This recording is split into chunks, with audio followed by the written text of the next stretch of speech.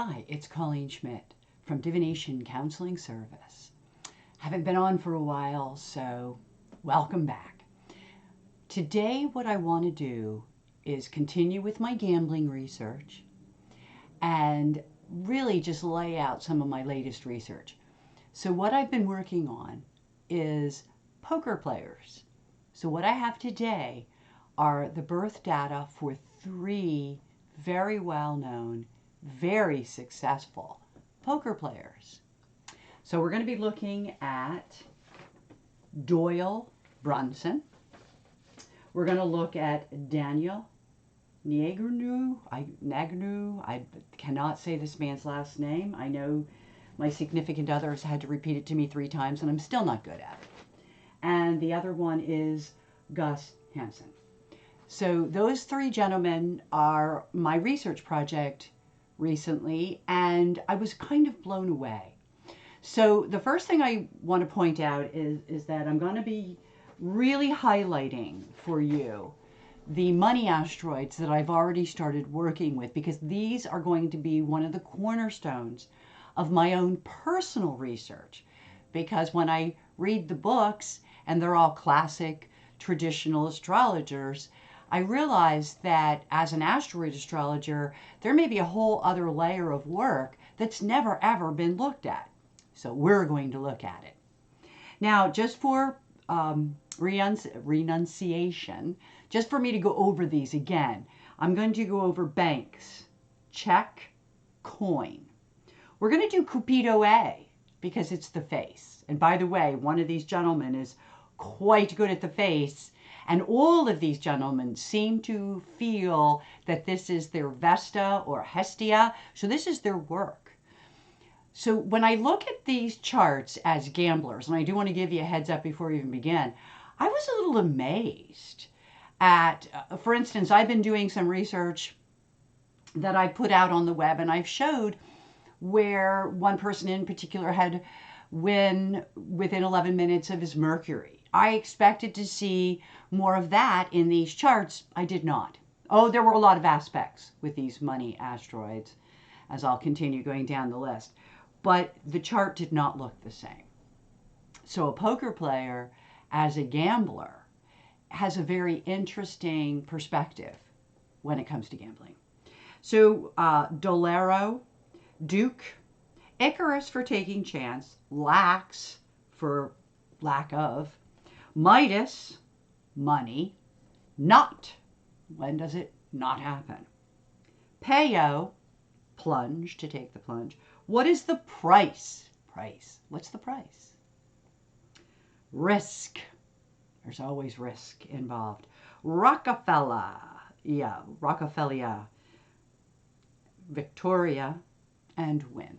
So these are the asteroids that we're going to be concentrating on with these 3 particular poker players. I'm going to show each of the dials with these asteroids already listed. The problem is that we cannot go around the dial. So I'm going to show those charts. I have listed where all those things fall. And then I'm going to point them out in the dial where we can add the actual dial, the peg to it. So without further ado, let's look at these gentlemen's chart. And what I'm going to try and do here is I do want to start with Doyle Brunson. He is the oldest. He's won poker, World Tournament of Poker Championships, I think, 2 years in a row. He has quite the background of it. So he's our oldest. The other 2 are only 49. So it's really interesting how I have one who's older. And he's older. He's born in 33. And then we've got these 2 younger gentlemen that are doing it. And it's really interesting to just look at the different comparisons of their chart and what makes a poker player. And I was really interested because it really does look like it's their work and it's their face that probably means the most to a poker player, even more than whether planets are trining, which is really interesting. And I know that that's very important because one of the books that I have gone through already, he was a poker player, as well as being psychotherapist. So he had a regular job, but he was a poker player. When it comes to these other gentlemen, I'm not so sure about their other jobs. So it's really interesting to look at this. So without further ado, and without me yammering on more, let's take a look at first Doyle Brunson's chart. Okay, so the very first chart we're looking at is his, what Gary calls, well, the teacher of Uranian that I actually am taking right now, calls them the pizza pie charts.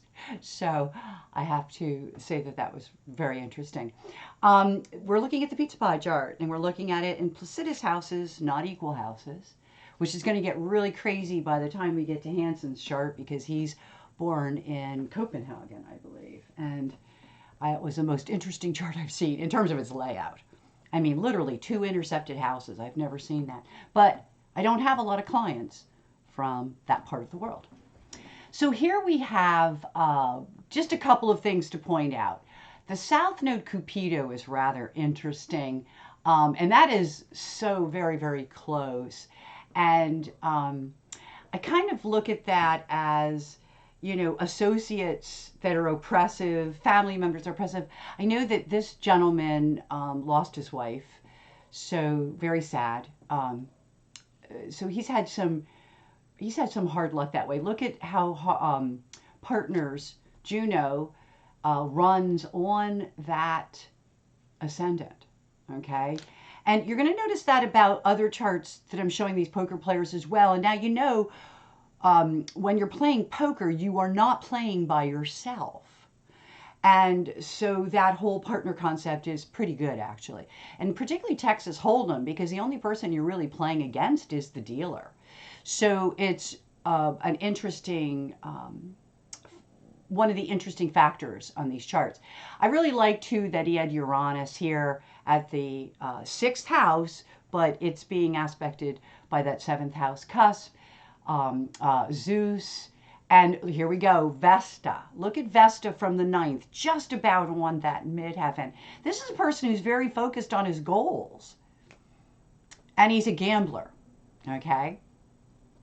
Now, as a gambler, one of the things we would expect to find is a Neptune 5th house, okay? Because, you know, Neptune is that unknown that I think very much apply, and intangible applies to gambling, okay? And so that wasn't very surprising either, okay? I also did, for each of them, I actually put, and I'm just going to go through where the money is, okay? And the irony is that Doyle Brunson does have Banks, though it's retrograde, and Banks is big money, in the 5th house. So he starts off with, and it's interesting because it's right like within, I would say, aspect range of the trans-Pluto. In the 6th house, we see that he has the moon. In the 7th house, we have not. And that's where the South Node Cupido begins to make sense. And one of the things that we look for in astrology always is repeatable themes. Now, in the case of, I'm really not looking at these guys on a personal level, and I honestly don't really care about that. I'm really involved in a research project that really wants me to center and focus in only on the gambling. Now, what I did find, and by the way, he also has Cupido and Rockefeller. Okay, so Cupido A is that face again. And with it ruled by Neptune, I wonder how much he Neptunes his people. Because, you know, in poker, you don't even have to have a good hand. You just got to be able to call a good bluff. And apparently this gentleman is very good at that. He may be holding nothing, but you won't know. So that is, and I thought that was, wow. So I do want to bring that up. Rockefeller, also big money. So then I went on to Moon, not. We got Midas and Duke, also big monies, in the 8th house, which is ruled by Mercury, rules of the game. So I just wanted to point that out. Mercury is rules of the game. Poker, you better know your rules. The other thing I really liked about this chart, and I'm getting there, is the ninth house. And as you go to the 10th house, and right there with Vesta, right here with Vesta and Minerva, it works like Pallas. It's very much what I would like to say a people-pleasing kind of. We sit with lax. So it's interesting. Lax work, lax goals. It might look like that to the common man, but the reality is no, it doesn't lack. He doesn't really lack, maybe in terms of traditional, but he does well enough with his gambling, so he doesn't need to. I thought that was really, really interesting. So in the house 10, we have Wynn, Dolero, and the Sun. And the interesting thing here is that the Dolero and the Wynn are within 2.5 degrees. So they are definitely making a connection. Moving on, in the 11th house, which is a very important house for gamblers. It's your associates, but it's also like related to the goal, okay? Like, you print something under the 9th if you're a writer, and then in the 11th is when it's published and out. So it's a pretty important house. And here he has Peo, money, and Venus. And Peo and money are very, very close. And when you look at money and Venus, they are less than 2.5 degrees. Very big hit. So huge hits right here. Huge hits. The risk also falls into the 11th house, but it's not in aspect to the rest of the planets that we're seeing there. Mars is in the 12th. That's really good for a poker player. I do have to say. Reich, right on the cusp at 1 degree. Where am I? Let me see. Where am I? It's on the cusp. Oh, it's down here, right here. It's the first to the second. Very critical point. We have Reich, which can be sadistic behavior, depending if you're looking at a crime, but it's also extreme wealth. So I did want to throw that out there. That's incredible. That's the cusp of the second house. You really need to make note of these things. And then check also falls in there. So we have from the first to the second, and then we have 22, which is in here as well. And then I already talked about, I didn't talk about Coin or Plunge, which are both retrograde. And Plunge right now is being hit with Saturn. So I'd love to know how he's doing right now with Plunge getting nailed. But they're retrograde, all of them. So I wanted to show you that. So that's part of, and I'm trying to keep this moving. Please be aware that when we look at the 8th house, which has Midas and Duke in it, we also are opposite the equatorial ascendant, Psyche, and Hubris, and they square Apollon, Neptune, okay, Astrea, and then it squares Cupido A. Is this guy, and I'll go through that again, but I got to tell you, this guy is a real poker player. This is not about gambling anymore. The funny thing is, as soon as I started researching these charts, I went whacked.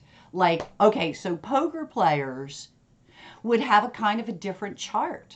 Okay, they definitely, he's ruled by Scorpio is the ruler, the old ruler of Scorpio being Mars, the new is Pluto, and I do think that he's been able to transform through his gambling. But I really like the houses that are ruled by Mercury. You've got the 8th house ruled by Mercury. You've got the 11th house ruled by Mercury.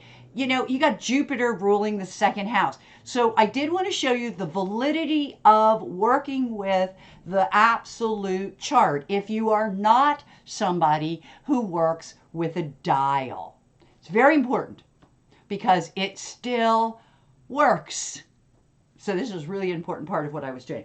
I'm not going to go, there's a lot more I could say here about a lot of this, including the fact that Icarus is, I believe it is Icarus, yeah, that is conjunct Pluto.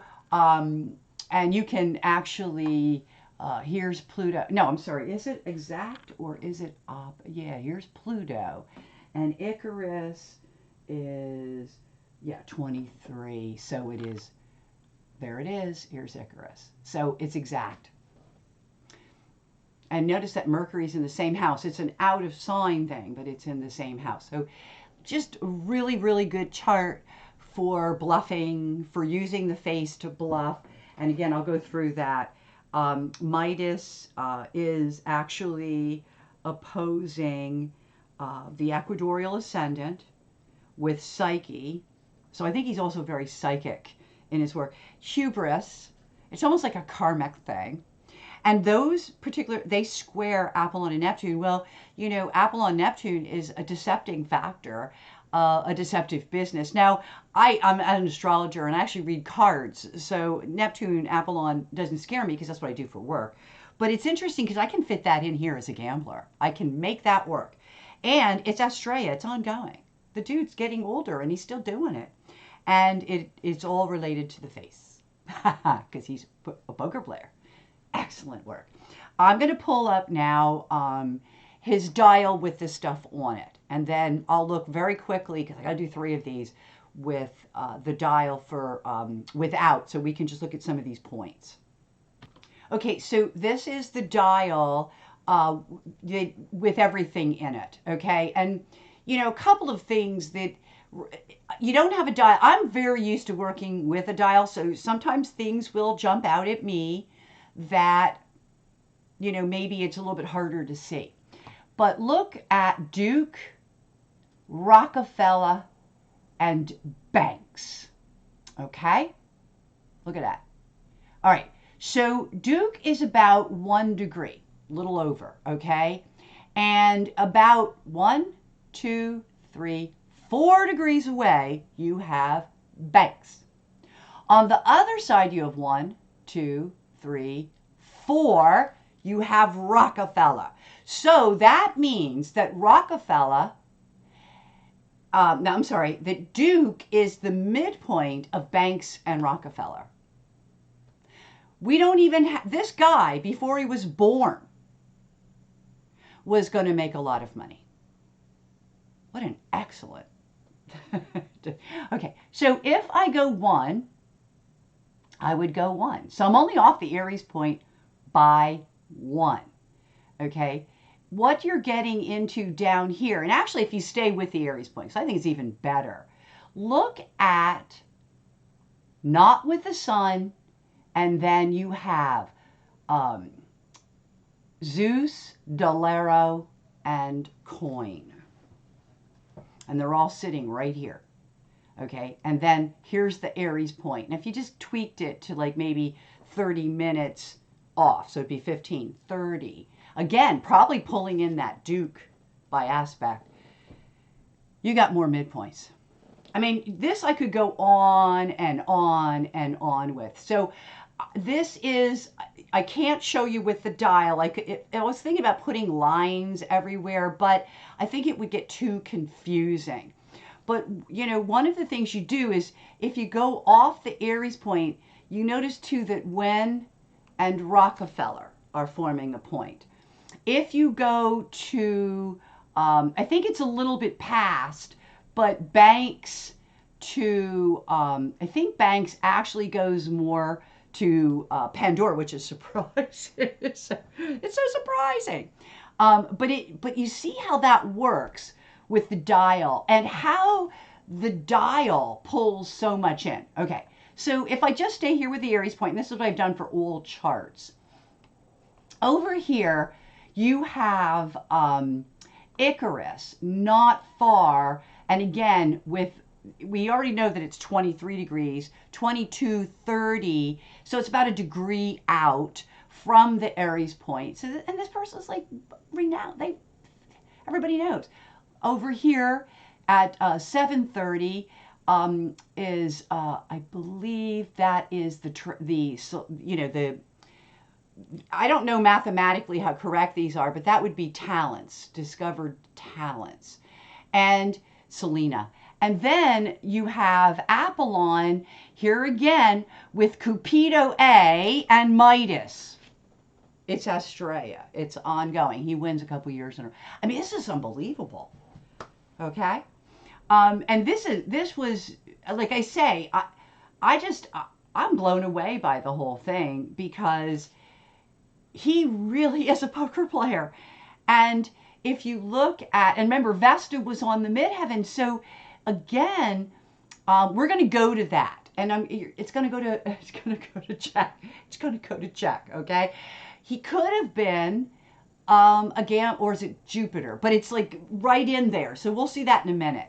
Actually, let's go to that. I have everything that Doyle's, I have all his work here. So let's go to a regular dial. And this is for those that deal with dials. But I put everything in so that we could see it. So here's the real one, okay? I like that, the Chronos Sun too. I mean, he is a leader. I mean, you know, Chronos Sun is the president. So it's really interesting. He does have a Chronos Sun, but it's also Sun with Neptune. I mean, with Saturn, I'm sorry. Could be a teacher, but also remember that Not is there. Okay, Not is with the Sun, but I thought that was really cute. He is well known in his field, however, and he is known as an authority in his field. So I wanted to look at Jupiter, and then Jupiter brings us, and that isn't to that Neptune. It's actually, yeah, it's okay.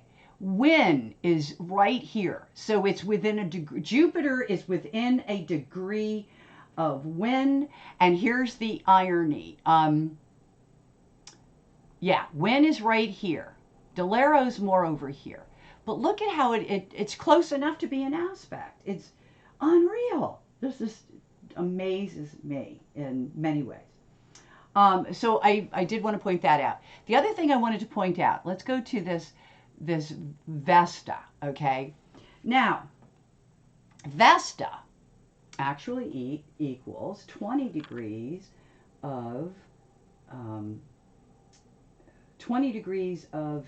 mutable. And we have check, here we are, right here. So it is actually black moon, and it does bring it out of, but see, look at that Chronos Mercury. Oh, could he have been a gambler in another time, or especially a poker player, and then came back? I mean, just amazing, amazing, amazing. So this is what I do, and this is what I've done. It's really interesting. I like that Cupido A, okay, in the dial.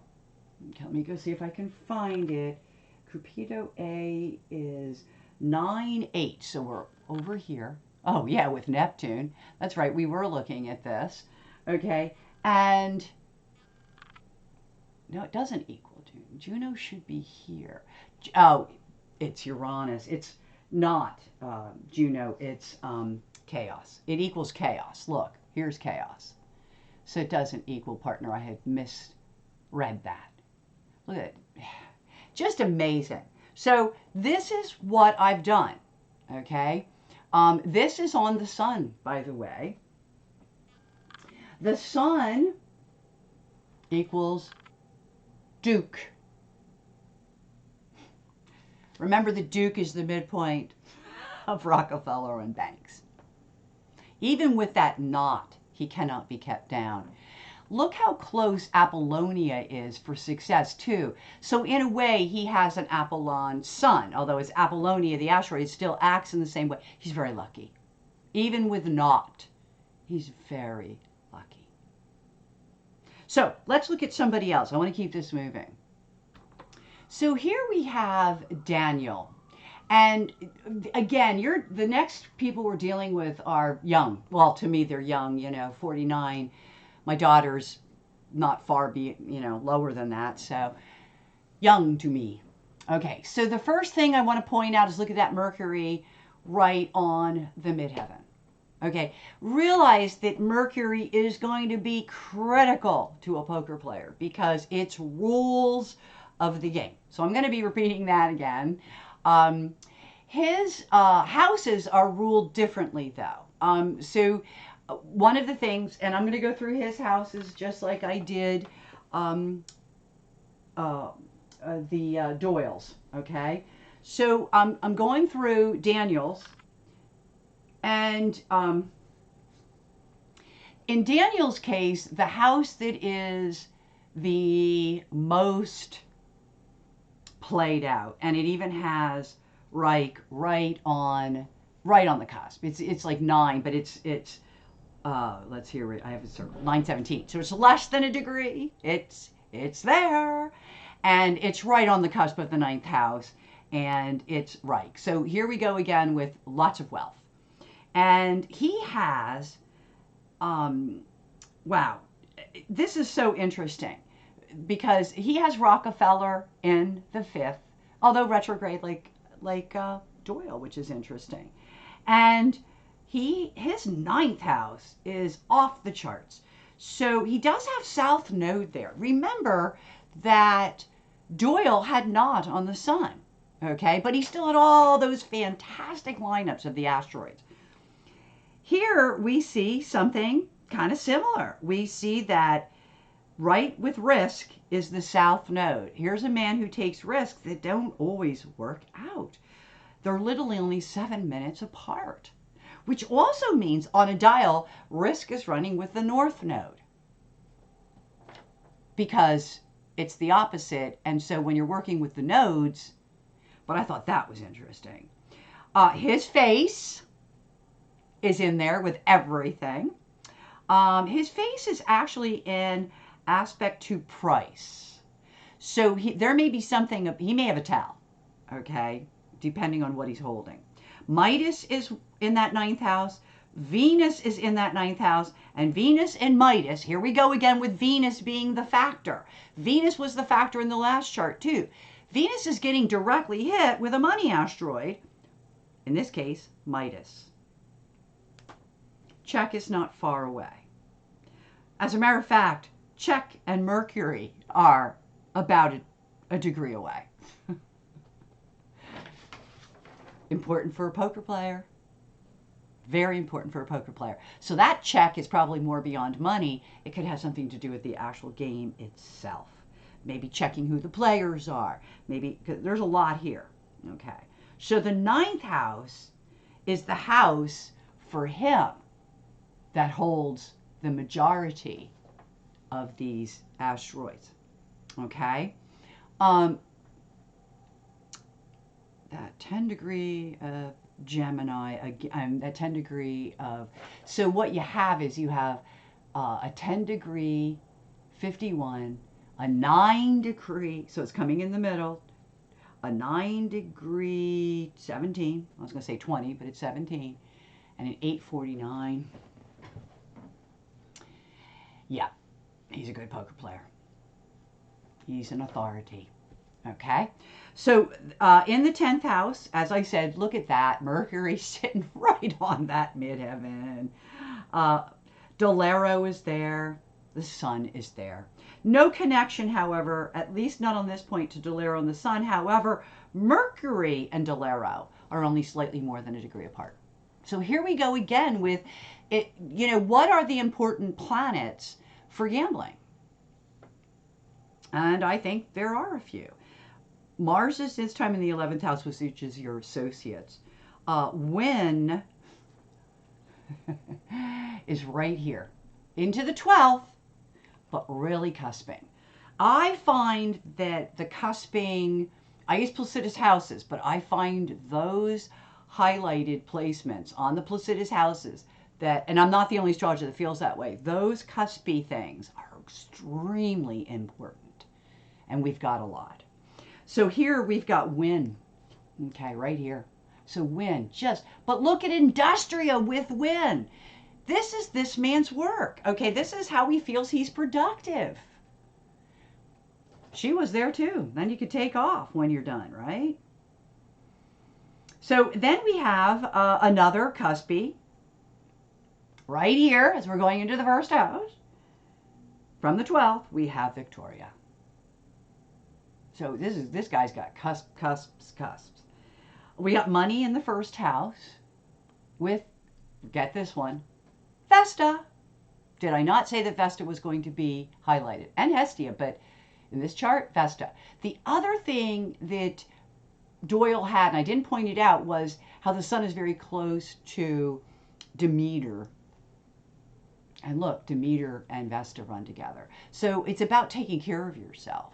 And believe me, when you're sitting at a poker table for 10 hours, I think that would be an interesting factor.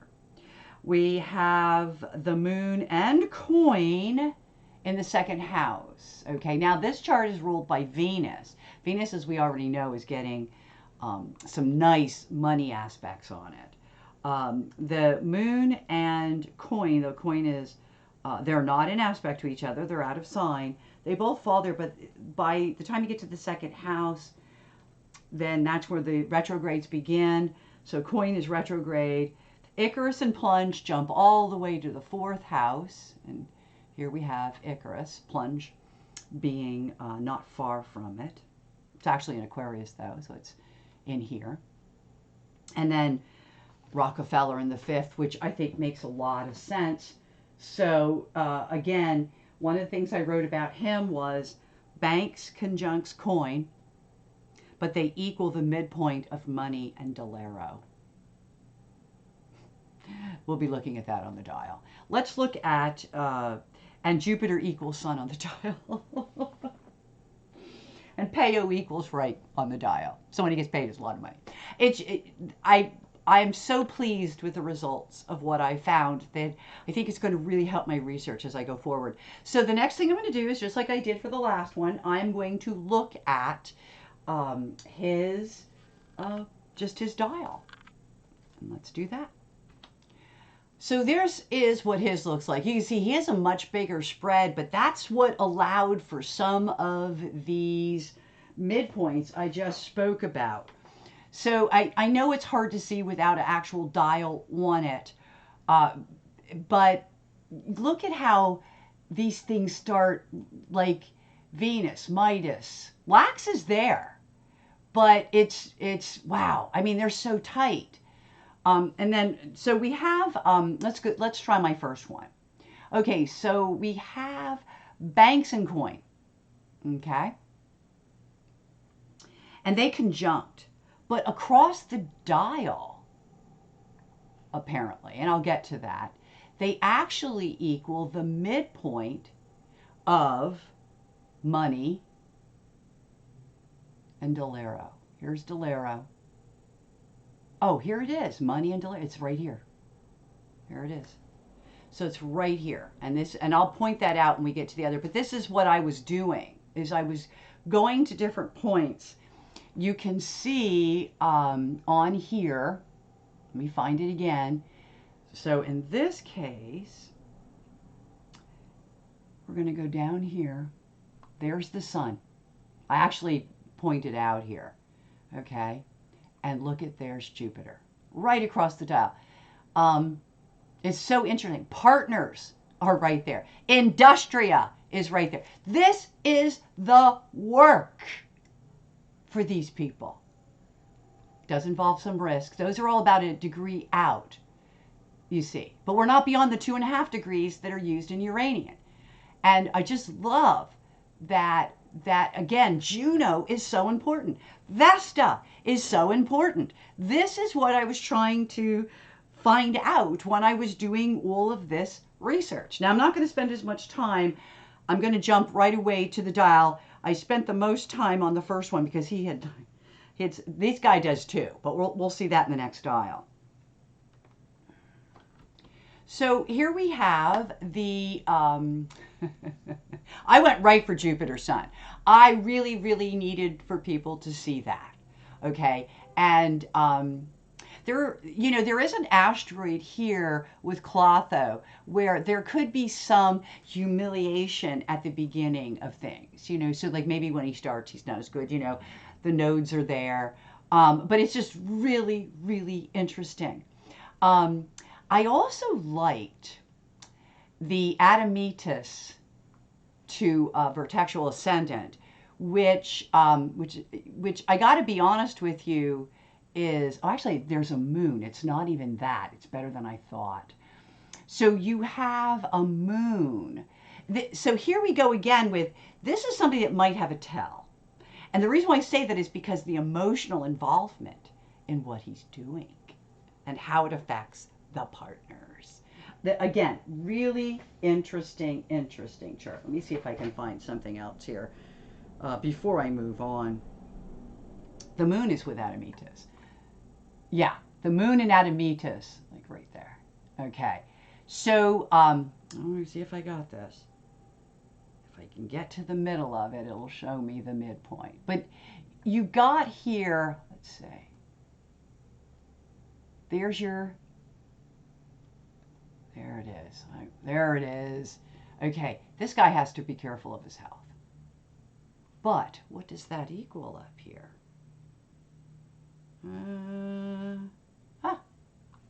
No, I must have seen that somewhere else. I was looking at this Admetus thinking that, let's skip over that. I think I got into something else. I'm not going into anybody's personal life on this. Not interested. The thing that I'm pointing out here is a whole conglomeration of stuff. But look at how it equals Mars. Okay. So here we have, again, we have the midheaven. We have, okay, let me go all the way. It goes to Mercury. And see how Mercury equals Mars? And look at what Mars equals. Remember how chaos was really important in the last chart? This chart has Eos. Same thing, scattering the energy. These guys are trying with Jupiter, okay, equals the moon, okay, with Apollonia. He is addicted to it, though, I think, on some level. But isn't that something? And I like Apollon Uranus for winning. So it's just an interesting chart. We go around, this is third, here we go with Neptune being really strong. Right in here is, so it's only off of the Aries point by a very small margin. Look at what's happening over here, though. It's also off of that, I'll tell you anything you want to hear. It's a political asteroid. But still, look at how it is the ascendant sun. Midpoint. So I think there's a lot more ability to a poker player than just the luck of a gambler. They have luck. They have money. We've seen it in the charts. I'm going to do one more really quickly because I know that it takes a while to go through all of the processes. And I really am trying to, oh, I do want to show one more thing. Victoria is running with the midheaven. Okay, which is close to the ascendant, which you can just see. There's Saturn. Actually, it's the ascendant. Victoria's running with the ascendant. With the ascendant. There's Victoria. Literally sitting there with it. It's Saturn, though. Somebody has a personal life issue with women. I don't know which one it is. I didn't really care about that. But that looks a little ominous for that the ascendant Victory's there, and then Saturn is there as well. So it's interesting. Very, very interesting. Then if we look over here where Venus is, this is where you're going to find Midas, Lax. And here's an irony. It's the midpoint between, well, not really. Yeah, it is kind of Rockefeller and Hayes. Maybe this person has not seen the good aspect of what money can bring. Maybe money has a deterioration for him on some level. Let's move to our third, and I'm not, like I say, I'm not really going into their personal lives. That's not important to what I'm doing. So let's move on to my third one. So here we have Gus Hansen. This is a really, I loved this actually. Look at his Jupiter sun.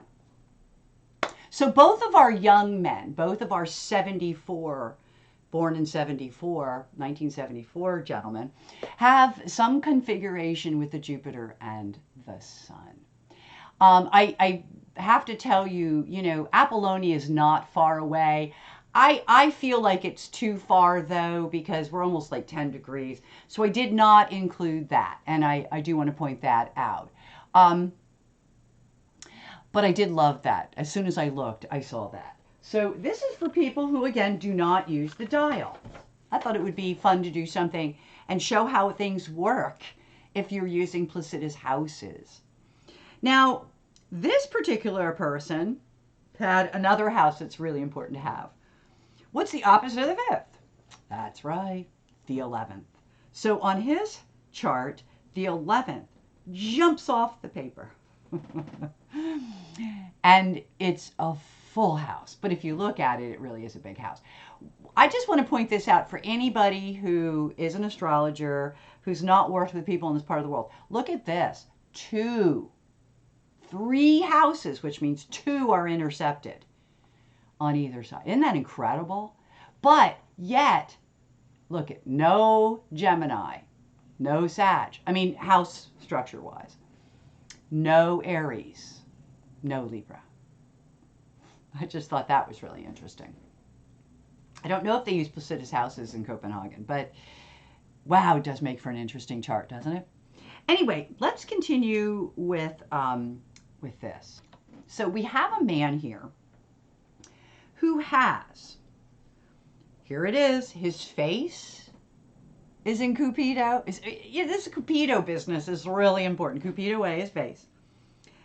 It's with banks. Now they're about 4 degrees apart, so it's pretty far, but it's with banks. It's with Reich, lots of money. It's with risk, so you're taking a risk. For the price, you're going to pay a price. None of these are an aspect of each other, too, I want to note. And we have check, and we have Midas, all in the 11th house. Remember, that's the achievement of goals, by the way, right? So it's, part of the production. In the 12th house, here we go again with Mars in the 12th house. You see some repeatable patterns here. You see Dolero with the south node. It's actually in, it's barely an aspect, but it really is. And again, it makes me wonder, one of these gentlemen, winning all this money hasn't really helped in some other areas of their life. When Lax and Victoria, all retrograde, though, they are forming in the 4th house. So they're all right in here. Okay, I don't have any cusps for him, which again, I thought was really interesting because everybody else had cusps. We have money in the 5th, though it's retrograde, money still in the 5th. See, so you still have something in the 5th. In the 6th house, we have the moon with coin. They're not in aspect.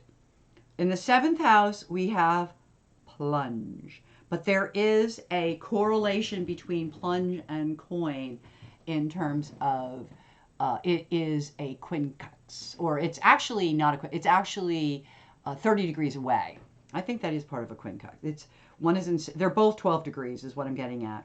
They definitely are in conjunct. That's the word I'm looking for. Icarus is conjunct Rockefeller. See, so it does pay for, and Venus. And these are key because every chart has major connections to Venus.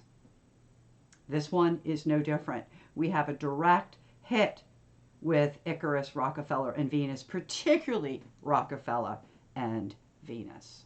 All in the 8th house. Other people's money. He's a poker player. Duke and Peo fell in the 9th house. Sun, Knot, and Mercury all fell in the 10th house.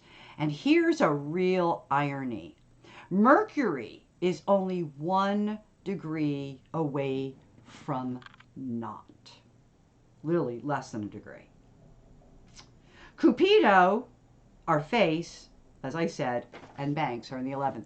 So, and they are not conjunct. So, interestingly enough, this chart, though ruled by the moon, has a knot on Mercury. Remember, Mercury is the thing that I really look for when it comes to poker players because it's vital that you are playing by the rules.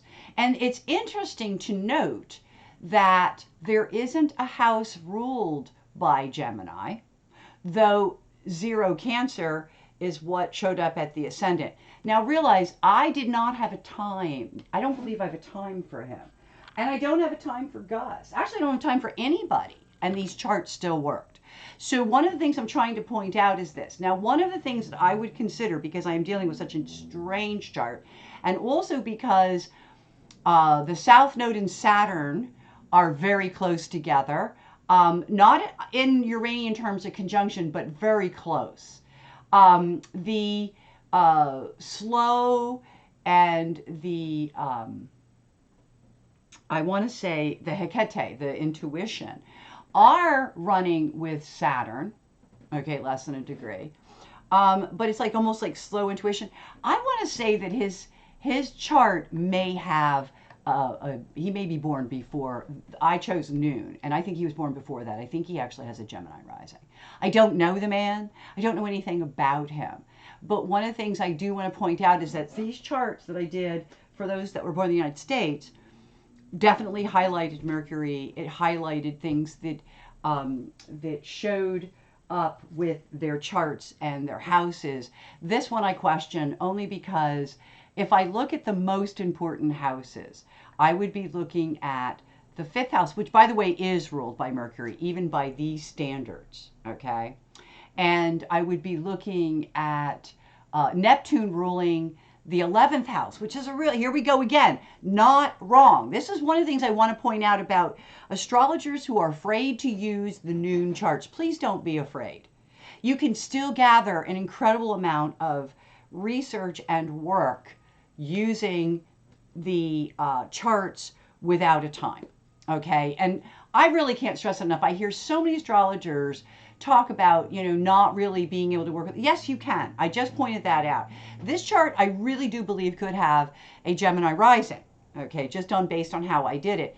But even if it does, this would still be a Virgo rising, and this would still be a Neptune rising, because that's how close Gemini is to that ascendant anyway. So, because when you're working with gambling charts, the second house, which in this case is really empty, except for the asteroids that fall there. And we did get a couple. What did I do? Here he is. What did I do with his paper? Yeah, he did get, let me see, or am I wrong? He did not. No, he did not. There really is nothing in that second house. Which again makes me think that timing-wise, we might want to go with a different time. But there is enough here that, to me, I can still see his luck and his gambling. I do want to point out that money squares Duke, and I'll get to more of this kind of stuff too, because it's 1 degree of fixed. Oh no, it says money, but it's actually, yeah, it's money because it's 1 degree Aquarius squaring almost 0 degrees of money. It's like 0.34. But can I also put that Midas at 236 is also in there. So we have this almost like T-square with all of these things. And you would think that T-squares don't bode well, but I think if you're talking, like somebody once said, if you're talking about Venus and Jupiter, no matter what aspect, it's still going to be kind of positive. And to some degree, and the same thing is going to hold true, I think, with money. Money is money, even if they're all square together. But realize if they're all square together, they are jumbled up on that dial. So with that said, let's look at that particular dial. Okay, so I'm back, and I have here Gus's with everything on it. And he, just like the other young man, has a real spread going on here. And so, but there are some things that are connecting. And we'll see that with the dial. So I'll show that. But I really, I'm here because I wanted to show the spread. I wanted to show that he also has, like this, first of all, he has Neptune with Kronos, which is a big deal. And look at it now, Mercury makes sense. It's not far from this Neptune, far enough that I would almost say it's not really an aspect. But look at this Mercury with coin and then not. So it's Mercury, coin, not. They're all together, like right there, okay? We're going to look at Mercury in a bigger, but I really have to tell you how important Mercury is to these charts.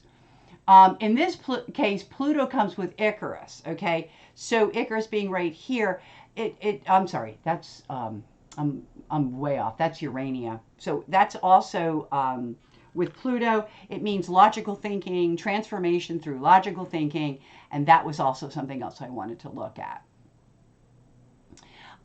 We have Banks and we have the South Node. Here's the South Node, okay?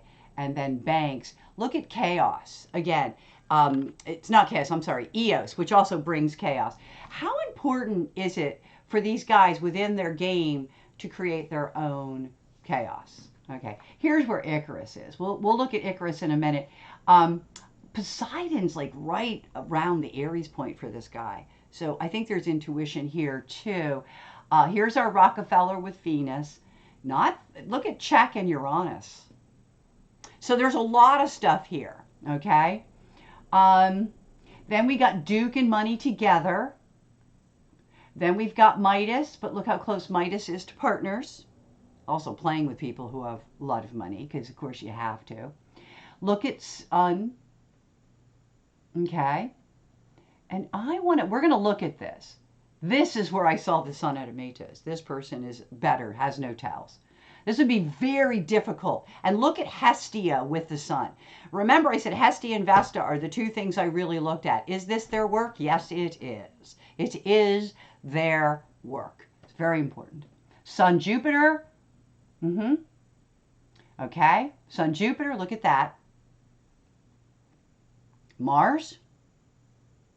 Industria. Look at Win. Look at ornamental with Win. What does that mean? I wonder, because ornamental is ornamental, okay? But ornamental is with Win. They form a midpoint to that Sun. So here we go with that concept. When you start using the math here, look at all of this up here and how evenly all of these are spaced out. So it's like this person has to make the plunge and take a risk to have victory. Very telling. Price, where's Vesta in all this? I think Vesta's right in here. So Price and Vesta, the price of work. Hestia, Sun, goal-oriented, the work. So this is just an amazing display. A great way to look at these money asteroids and how they jump out with these guys. Let me show very last thing. I'm trying to like run through it fairly quickly now. Let's get to the dial.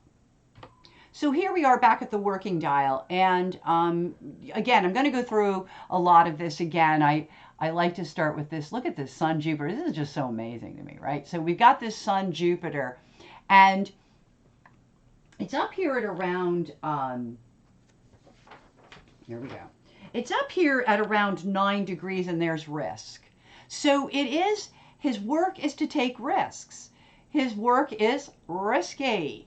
Also, this partner thing, okay, with health.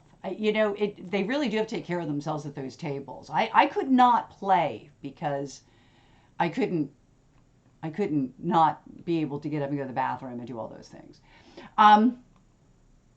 Uranus is with, let me double check before I say this. So there's sudden, new abilities because of the work, because of the luck.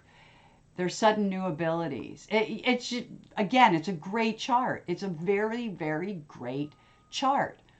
Up here, we have at about, this is about 20, 1, 2. So about 22, which is what equals Admetus. Oh, no, I'm sorry. I got the wrong one. It's not what I wanted. It's up here. There it is. Nope, not yet. Getting there. Okay, there's our, here it is. I thought it was. Okay. Admetus. And I think what I did for this was I actually looked at this. But here again, you can see where Venus and Astrea are involved in midpoints here. So right here, okay. Neptune and Saturn are involved in a midpoint here. See, this is about, you know, when you look at Admetus, you're thinking of stuck, blocked, whatever. But realize that it's also that's ability to be like immobile. That to me, it's as good. You know, you're kind of good at bluffing. I guess that's the way I want to put it. I also wanted to look at his ability to bluff. Oh, so many papers now. Okay, so at 22, so that is up here. That's what I was initially looking at. It's right here. Okay. And that is Cupido. Look at that. Volcanus to Kronos, Volcanus to Neptune. And this again is that, you know, this, it's got the partners in there again. It really shows a lot. So some of the stuff of what I did was, and that is actually, what I'm showing you right now is his Cupido A, his face. Very important to poker players. Once again, Black Moon Lilith makes me wonder if we didn't do this in a past life. Mars to a, I mean, this is just incredible, incredible stuff. Also, he gets really excited, particularly about lack, you know, so which is over here in this area, okay, where we have a lot of, wait, I get these guys all mixed up. Here we go. We have lax, and remember that lax, risk, Victoria, and plunge are all like sort of evenly placed. So that kind of pulls all that in. Volcanus is up there, kind of meant to be, isn't it, guys? I mean, it's kind of meant to be. But basically, it gives you an idea of how we can work. Yeah, Mercury's with coin. I think Mercury is probably one of the most outstanding. Yeah, Mercury, look how close to Rockefeller and Venus. Look if you go to Neptune. So the midpoint, look, it's right to Icarus, and and Rockefeller's right there. Oh my goodness. So what I do is I do the first thing where I put them all in there, and then I take the live wheel and I start going around the dial with the pointer, and it's unbelievable what we can find. But in any event, I'm going to leave you with this. This video is long enough. It is a piece of my research. I'm going to keep tuning in for pieces of research, though next week I think I am going to do the eclipse. So I'm going to do an eclipse chart next week, but realize that the big eclipse is coming next year when it crosses the United States, and that will be in the spring, about 6 months from now. So though this is a very important eclipse, when I do the chart, we'll talk about that. The big ones when I do that one in spring. So I'm still going to do eclipse charts. There will be one of those. So with that said, I will leave you as I always do. First of all, thank you for watching the videos. Thank you for supporting the channel. Thank you for your interest in astrology. I just think it's a tool. And with that said, I hope we meet again. And until then, I wish you all only happy readings.